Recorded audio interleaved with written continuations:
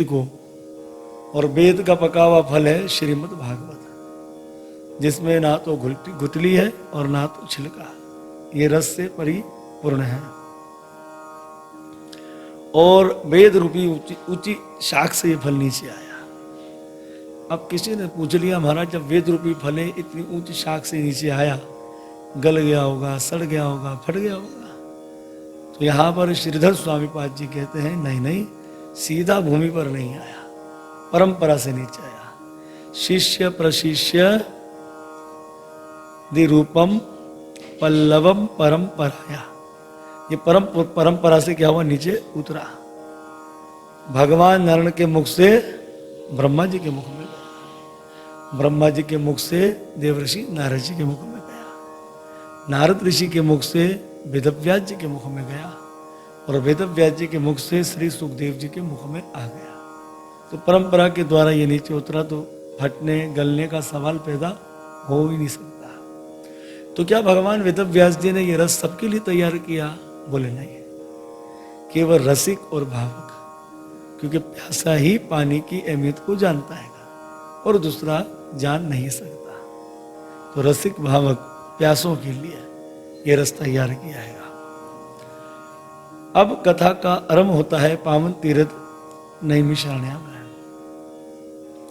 एक समय कलियुग को आया जानकर शौनकादिक 88,000 ऋषियों ने ऐसे यज्ञ की तैयारी करी जो यज्ञ हजारों साल तक चले और कलियुग का दोष जिससे खत्म हो जाए। उस समय ऋषियों को पता लगा कि श्री सूत जी महाराज जी आने वाले हैं।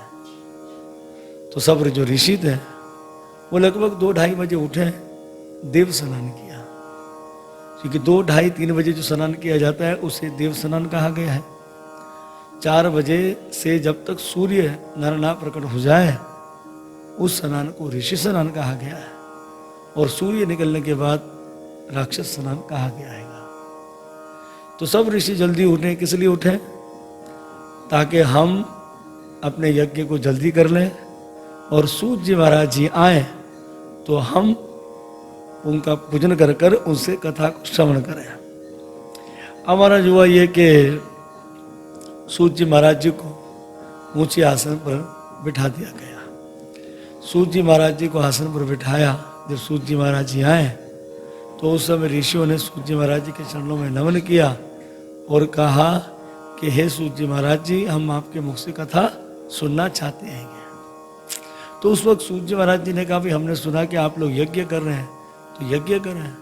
उस समय ऋषियों ने कहा, नहीं प्रभु, हम यज्ञ नहीं करना चाहते, हम तो आपके मुख से कथा सुनना चाहते हैं।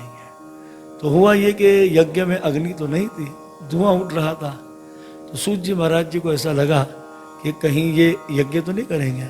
तो उस समय एक चतुर ऋषि थे, वो ऋषि ने क्या किया कि जल भरा एक बर्तन में और यज्ञ में डाल दिया। तो जो धुआं उठ रहा था वो भी शांत हो गया। और सूत जी महाराज जी के चरणों में कहा, प्रभु अब तो आपको विश्वास हो गया, हम यज्ञ नहीं करना चाहते, हम तो आपके मुख से कथा को श्रवण करना चाहते हैं।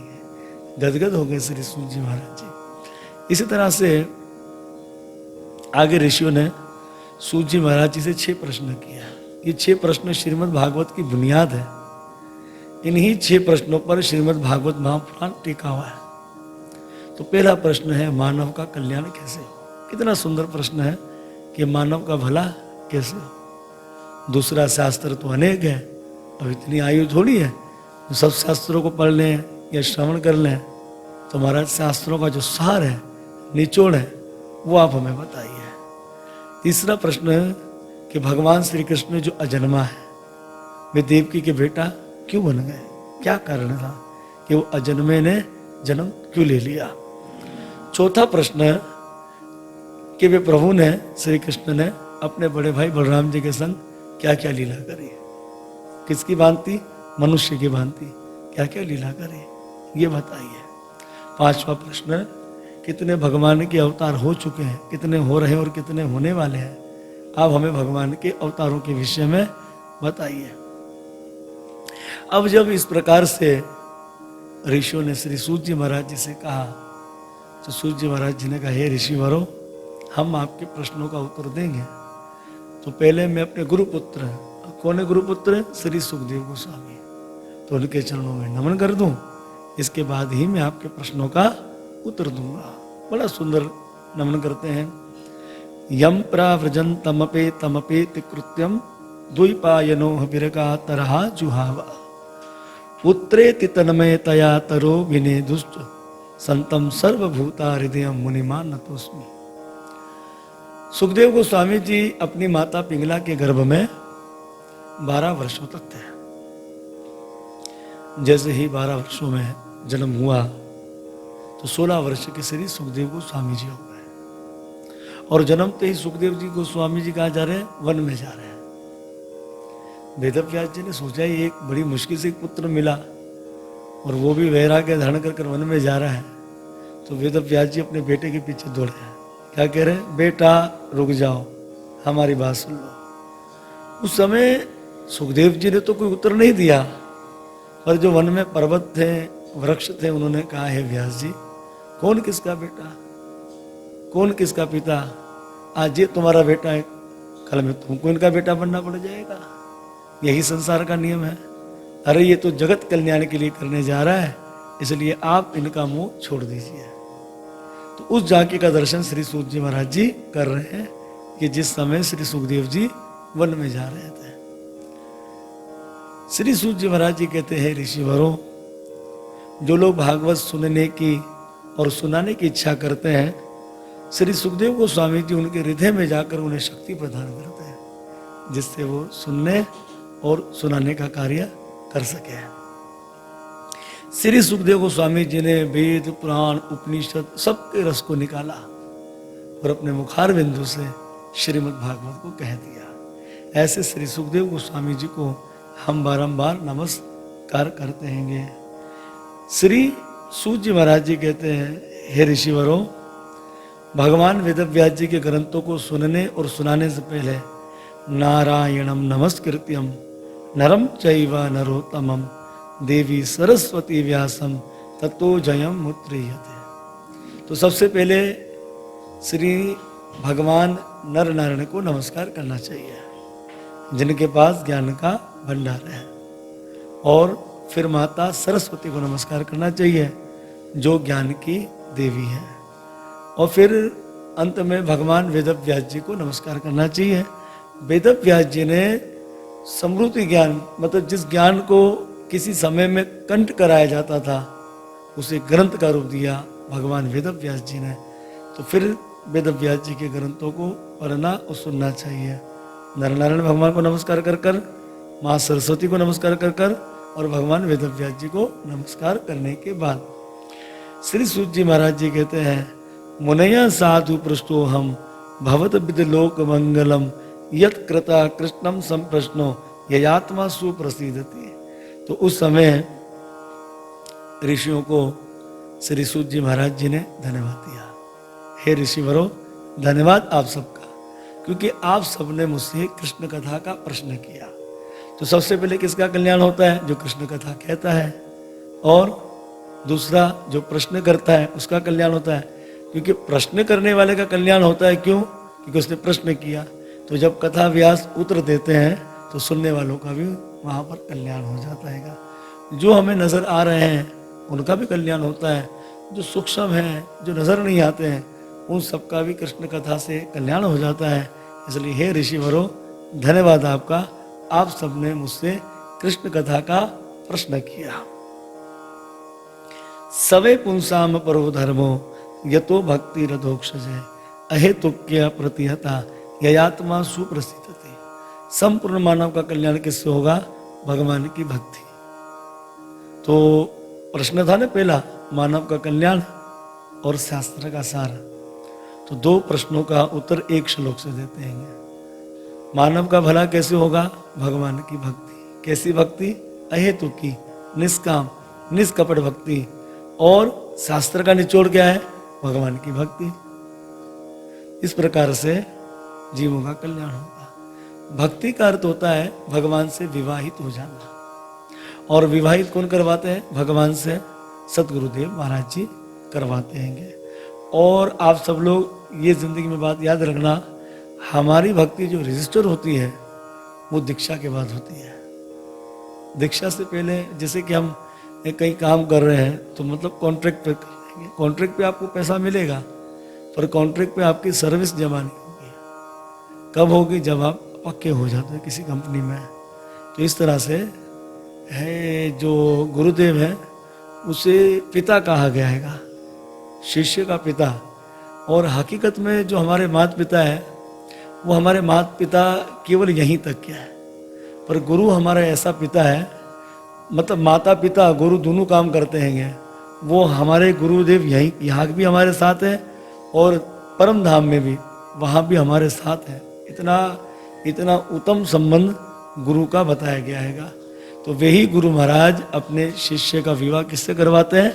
भगवान से करवाते हैं। अब जैसे कि आमतौर पर जब स्त्री पुरुष का विवाह होता है उनकी भी संतानें होती है। इस तरह जीव का जब भगवान कृष्ण से विवाह होता है तो भगवान की भी 2 संतानें होती है, ज्ञान और वैराग्य। भक्ति तो बड़ी बड़ी कर रहे हो, अगर ज्ञान वैराग्य ना है इसका मतलब बांझ है। आपकी भक्ति क्या है? बांझ है। जैसे कि कन्या का विवाह हुआ और संतान ना हुए तो वो कन्या क्या कहलाएगी? बांझ कहलाएगी। भले वो बच्चा गोद ले ले, कुछ भी कर ले, पर कहलाएगी बांझ। इसी तरह से भक्ति करें पर ज्ञान भी होना चाहिए। ज्ञान नहीं कि बड़े बड़े ग्रंथों का ज्ञान रख ले, ज्ञान केवल इतना होना चाहिए कि भगवान है कौन। और वैराग्य का मतलब आपको अपने जीवन के अंदर त्याग आना चाहिए। त्याग सदैव, हमेशा जब हम अपने गुरु से मिलते हैं हमें उन्हें नमन करना है कि हमें ऐसा उत्साह होना चाहिए अपने गुरु से मिलते समय कि हम जैसे पहली मर्तबा ही मिल रहे हैं उससे, कई समय के बाद मिल रहे हैं, ऐसा उत्साह हमें होना चाहिए। इसे कहते हैं वैराग्य। जब ये ऐसा उत्साह नहीं होगा तो हमारा वैराग्य जागृत होने वाला नहीं हैगा। तो भक्ति बड़ी बड़ी कर रहे हैं, ज्ञान रख रहे हैं, वैराग्य नहीं है, ज्ञान नहीं है, तो आपकी भक्ति क्या है? बांझ है।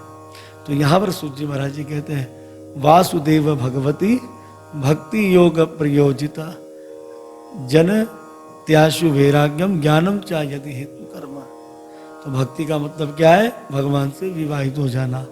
और 2 भगवान की संतानें होती है, ज्ञान और वैराग्य। अच्छा, तो जीवन का परम लक्ष्य क्या है? बोले जीवन का परम लक्ष्य तत्व जिज्ञासा। हमें तत्व जिज्ञासा करनी चाहिए। हम संसार में आए क्यों? हम क्यों आए? क्योंकि हमसे अपराध हुआ, इसलिए हमको इस जेल में आना पड़ा। और बुद्धिमान कौन है कि ऐसा कार्य करे जो इस जेल से मुक्त हो जाए। तो अक्सर मैं आप सबको कथा में एक मिसाल देता हूँ कि एक जेलर साहब आए थे एक जेल में, तो लगभग जेलर साहब को 3-4 साल हुए होंगे। तो उस समय उस जेल को 1 सदी हो गई थी। तो जेलर साहब बड़े प्रसन्न थे कि भाई मुझे 3-4 साल हुए और इस जेल को 1 सदी हो गई है। तो उस वक्त जो है जेलर साहब ने सब कैदियों को बुलवाया और सबसे कहा कि भाई आप सबकी क्या ख्वाहिश है, मैं आप सबकी ख्वाहिश पूरी करूँगा। तो उस समय कुछ कैदियों ने कहा जेलर साहब सूखी पानी वाली दाल मिलती है तो कुछ ऐसी व्यवस्था जमा दे कि बढ़िया भोजन मिले। तो जेलर साहब ने कहा ठीक है, इनको बढ़िया भोजन दिया जाए। एक ने कहा जेलर साहब इतने पत्थर तोड़ते हैं, पैसा ठीक मिलता नहीं हैगा, तो कुछ व्यवस्था जमा दीजिए कि अच्छा पैसा मिले। तो जेलर साहब ने कहा ठीक है भाई, इनको अच्छा पैसा दिया जाए। एक ने कहा जेलर साहब देखो कितने मच्छर काटते, जेल के अंदर कोई ऐसी व्यवस्था बना दी जाए कि मच्छरों से मुक्त हो जाए। बोले ठीक है भाई, सुंदर अच्छी व्यवस्था कर दे कि इन सबको मच्छर ना काटे। इसी तरह से जेलर साहब सबकी ख्वाहिशों को पूरी कर रहे थे। उस समय एक विद्वान था, बुद्धिमान था। उसने कहा जेलर साहब पहले आप हमें पक्का बता दीजिए कि आप हमारी इच्छा को पूर्ण करोगे।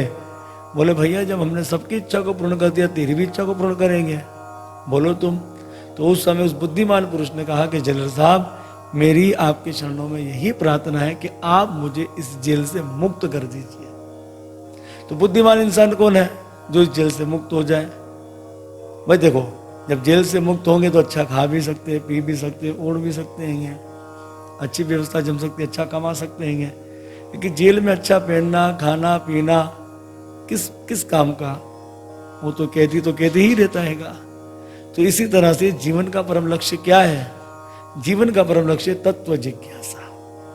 तत्व जिज्ञासा करें कि हमें हमसे कुछ पाप हो गया और हमें इस पाप